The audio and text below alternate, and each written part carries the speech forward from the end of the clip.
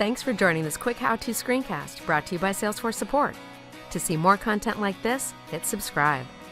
In this video, we're going to learn how to avoid recursion in Apex triggers. Apex triggers let developers create custom actions when there are changes in the Salesforce records. The changes include insertion, update, or delete. You may want to use an Apex trigger to make changes on the same object before or after an update. Such Apex triggers can cause a maximum trigger depth exceeded error if not handled properly. Let's create a simple Apex trigger to produce this error. In your Salesforce org, click the gear icon and select Developer Console. On your Developer Console, click File and select New. Now, select Apex Trigger. Give your trigger a name and select an object. We'll choose the account object for our example. Type in the code. This trigger will make sure every account that is updated has an active status that is set to Yes.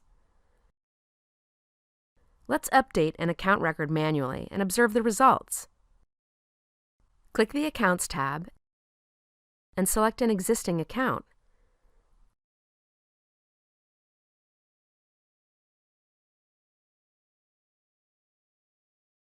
Make an update and click Save.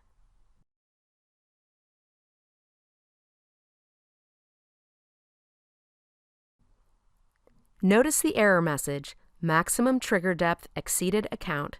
Here we tried to update an account record, which invoked the trigger.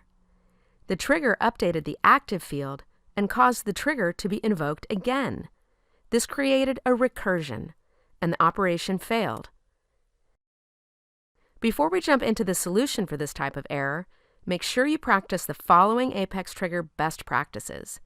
First, use one trigger per object. If multiple triggers are used for an object, the execution order might create conflict, as there will be no control over which trigger would be executed first. Second, remove the logic from triggers. Use helper Apex classes to handle the processing. And third, make sure to achieve 100% code coverage.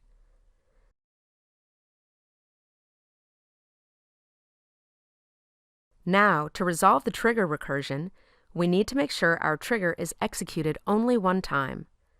This can be achieved with a static Boolean variable in Apex class. Let's create an Apex class, checkRecursive, with a static Boolean variable, firstCall. Set the variable to false. Now we will check the variable in Apex trigger.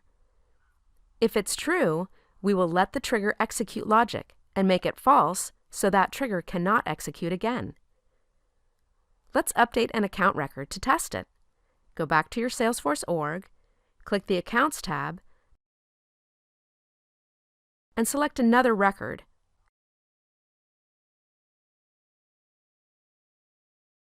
Make a change and click Save.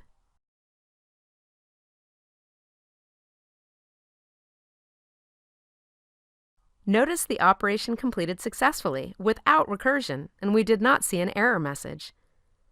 For more information, check out help.salesforce.com or join us on the trail at trailblazer.salesforce.com.